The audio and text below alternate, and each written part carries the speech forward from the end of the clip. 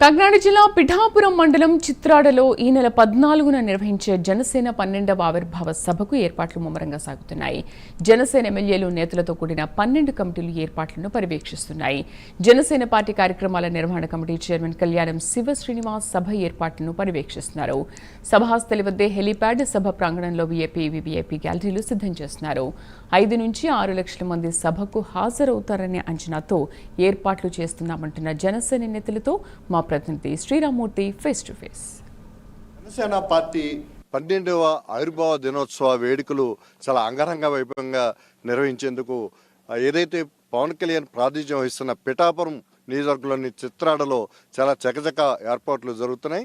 ఈ నెల 14వ తేదీ సాయంత్రం 4 గంటలకు ఇక్కడ సభ జరగనుంది. అయితే ఇప్పుడు మనం చూస్తున్నాం ఏర్పాట్లన్నీ కూడా చాలా చురుగ్గా సాగుతున్న పరిస్థితి ఉంది. భారీగా స్టేజీ ఏర్పాటు చేశారు. అలాగే జనం రావడానికి, జనం బ్లాక్లో కూర్చోవడానికి బ్యారికేడ్ల నిర్మాణం కూడా జరుగుతోంది. అయితే ఇక్కడ జనసేన కార్యక్రమాల నిర్వహణ కమిటీ చైర్మన్ కళ్యాణం శ్రీనివాస్ గారి ఆధ్వర్యంలో, అంటే కేకే గారి ఆధ్వర్యంలో ఈ కార్యక్రమం అంతా కూడా పర్యవేక్షణ నడుస్తూ ఉంది. ఇక్కడ ఏదైతే పిఎస్సి చైర్మన్ నాదెండ్ల మనోహర్, అలాగే ఇతర జనసేన శాసనసభ్యులు ఇక్కడ ఎప్పటికప్పుడు పర్యవేక్షణ చేస్తూ ప్రత్యేకించి కంట్రోల్ రూమ్ ఏర్పాటు చేసి ఈ ఏర్పాట్లను పర్యవేక్షణ పరిస్థితుంది. ఇప్పుడు ఈ ఏర్పాట్ల మీద మనతో మాట్లాడడానికి ఏ విధంగా జరుగుతున్నాయి, ఎప్పటికీ ఏర్పాట్లు పూర్తవుతాయి, ఈ సభ నిర్వహణకి ఎంతమంది ఇక్కడ సభకి తరలి వస్తారనే అంశాలు తెలుసుకోవడానికి ఇక్కడ కేకే గారు ఉన్నారు. చెప్పండి, ఏ విధంగా ఏర్పాట్లు జరుగుతున్నాయి, ఎప్పటికి పూర్తవుతాయి, అసలు ఎంతో మంది జనం ఇక్కడికి వస్తారని చెప్పేసి ఈ ఏర్పాట్లు చేస్తున్నారు? సరే, మార్చి 14 జనసేన పార్టీ యొక్క ఆవిర్భావ సభ అండి. ఇది 12వ సభగా మేము చేసుకుంటున్నాము. కానీ దీని ఆవిర్భావ సభ కంటే ముఖ్యంగా మా అధ్యక్షుల వారు విజయోత్సవ సభ కింద దీన్ని రేపు మేము ఏర్పాటు చేయడం జరుగుతుంది. ఎందుకంటే కూటమి ప్రభుత్వంలోకి వచ్చాము.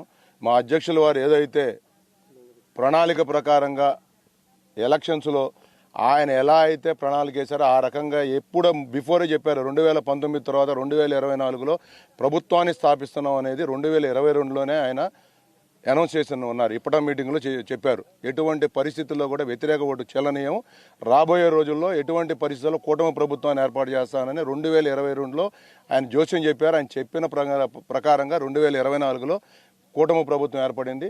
కూటమి ప్రభుత్వం ఏర్పడిన తర్వాత మా 12వ సభ కాబట్టి దాన్ని విజయోత్సవ సభగా చేసుకుంటున్నాం.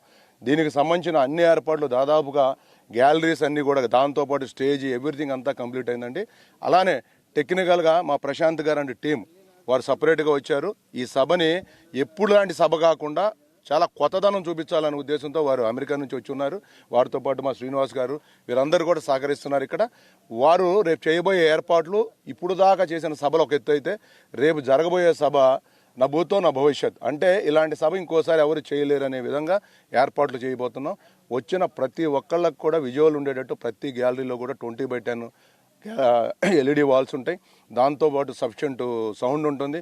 వచ్చిన ప్రతి ఒక్కళ్ళు కూడా ఎవరికి ఇబ్బంది రాకుండా వాటర్ మేనేజ్మెంట్, అట్లానే బటర్ మిల్క్, ఫుడ్ ఏర్పాట్లు ప్రతి చోట్ల ఏర్పాట్లు చేస్తున్నాం. 12వ తారీఖు ఈవినింగ్ కల్లా ఎవ్రీథింగ్ కంప్లీట్ అయ్యి 14వ తారీఖు సభకి రెడీగా ఉంటామని చెప్పేసి తెలియజేస్తున్నాం.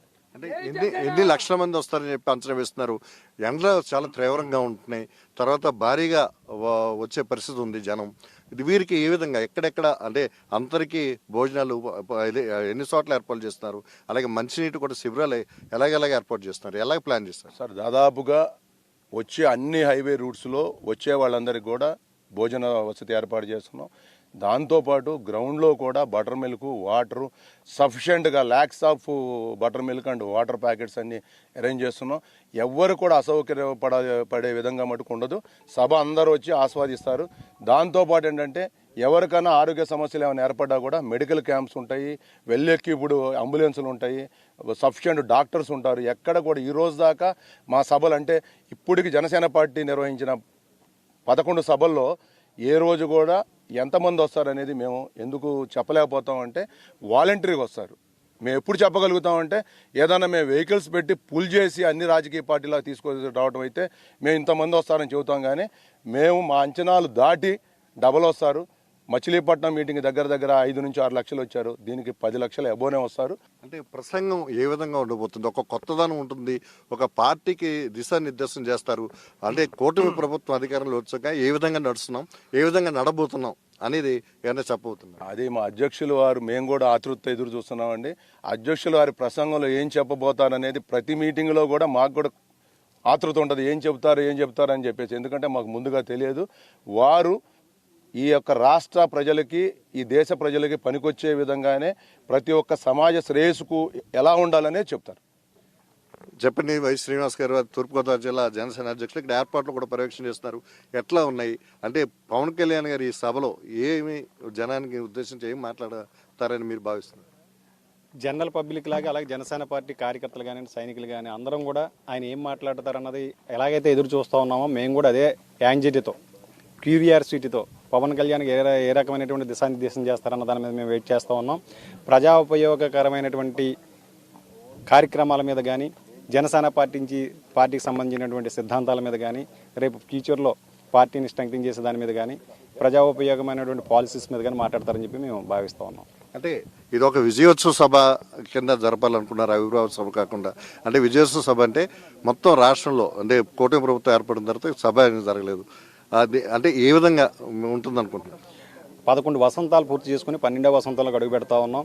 ఈ 11 వసంతాలు కూడా ప్రతిపక్షంలో ఉంటూ ప్రజా సమస్యపై పోరాటం చేసి గత 5 సంవత్సరాల్లో వైఎస్ జగన్మోహన్ రెడ్డి వంటి అరాచకమైన పాలనని అంతమొందించి ఇవాళ కొత్త ప్రభుత్వం ఏర్పడిన తర్వాత ఆయన ఏ నియోజకవర్గం అయితే ఎన్నుకుని ఈ పిఠాపురం నియోజకవర్గం నుంచి గెలుపొందడం కానీ, ఇవాళ ఉప ముఖ్యమంత్రిగా బాధ్యతలు నిర్వహించడం కానీ, ఇక్కడ ప్రజలు బ్రహ్మరథం పెట్టున్నారు.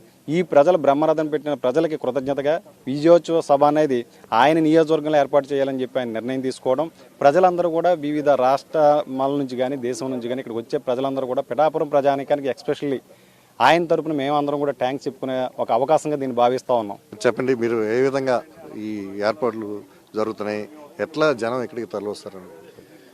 నా పేరు శంకర శ్రీనివాస్ అండి. నేను ఉమ్మడి కడప జిల్లా కోఆర్డినేటర్, కడప అసెంబ్లీ ఇన్ఛార్జ్. అలాగే ఈ ప్రోగ్రాంకి సంబంధించి నేను క్రౌడ్ మేనేజ్మెంట్ కమిటీలో కూడా ఉన్నానండి. సో ఈ సభకు సంబంధించి బ్రహ్మాండంగా నభూతో నభవిష్యత్తులాగా అందులో 10 ఏళ్ళు కూడా పోరాటాలు చేసినటువంటి క్రమంలో మేమంతా కూడా సభలు చేసుకున్నాం. కానీ ఇది మాత్రం అధికారంలోకి వచ్చిన తర్వాత విజయోత్సవ సభగా దీన్ని జరుపుకుంటున్నాం. కాబట్టి దీంట్లో ప్రజలందరికీ కూడా ఒక విశ్వాసం, నమ్మకం కలిగిస్తూ వాళ్ళందరూ ఆనందంగా ఇళ్లకు పోయేలాగా, భవిష్యత్ అంతా బంగారుమయంగా ఉంటుందన్నలాగా చేసేలాగా ప్రతి ఒక్కరు కష్టపడుతున్నారు. మేము కూడా కష్టపడుతున్నాం. ఇది ఇక్కడ మనం చూసినట్లయితే పిఠాపురం మండలంలోని చిత్రాడ గ్రామంలో ఈ గ్రౌండ్లో, భారీ గ్రౌండ్లో ఈ జనసేన ఆవిర్భావ సభకి, అంటే ఇది ఒక విజయోత్సవ సభగా నిర్వహించడానికి ఇక్కడ ఏర్పాట్లు చేస్తున్నామని చెప్పేసి జనసేన నాయకులు చెప్తున్నారు. అలాగే సాంకేతిక పరంగా కూడా మొత్తం 25 చోట్ల, అంటే జనం ఎక్కడ ఆగిపోయినా సరే అక్కడి వరకు కూడా ఎల్సీడీల ద్వారా, ఇక్కడ స్క్రీన్ల ద్వారా జనానికి ఈ పవన్ కళ్యాణ్ ఏం మాట్లాడుతున్నారో అది అందించేందుకు కూడా ఏర్పాట్లు చేస్తున్నామని కూడా చెప్తున్నారు. అయితే 13వ తారీఖు సాయంత్రానికి మొత్తం ఏర్పాట్లు చేసేందుకు ఇప్పుడు చకచక ఏర్పాట్లు జరుగుతున్నాయని చెప్పి ఒకవైపు కేకే అలాగే ఇతర నాయకులు చెప్తున్న పరిస్థితి ఉంది. ఆ సాంకేతిక పరంగా ఈసారి యుఎస్ నుంచి వచ్చిన ప్రత్యేకమైన టీము ఇక్కడ ఈ సభ ఏర్పాట్లలో సాంకేతిక పరిజ్ఞానాన్ని అందిస్తుంది. మొత్తానికి చూసినట్లయితే ఎన్ని లక్షల మంది వచ్చినప్పటికీ కూడా వారికి ఆహారం, మంచినీరు, అంటే మధ్యాహ్నం సాయంత్రం కూడా అందించడంతో పాటు వారు క్షేమంగా తిరిగి వెళ్ళడానికి కూడా తమ వంతు పూర్తి స్థాయి ఏర్పాట్లు చేస్తున్నట్టుగా ఇక్కడ జనసేన నేతలు చెప్తున్న పరిస్థితి.